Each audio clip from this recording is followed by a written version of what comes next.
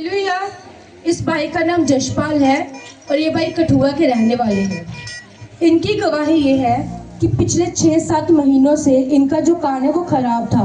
इनके कान से रेशा निकलता था जिस कारण इनको सुनाई भी कम देता था। और इनका कहना है कि जैसे ये भाई रात को सोते थे और जब सुबह उठते थे तो सुबह उठते ही इनका कान इनको ऐसा लगता है जैसे पूरी रीति से बंद हो चुका है। फिर उसके बाद ये भाई जब परमेश्वर के दास से मिले थे तो इन्होंने परमेश्वर के दास से प्रार्थना करवाई और परमेश्वर के दास ने प्रार्थना करने से पहले इनके कानों के ऊपर अनॉइंटिंग ऑयल लगाया और उसके बाद परमेश्वर के दास ने इनकी प्रार्थना की।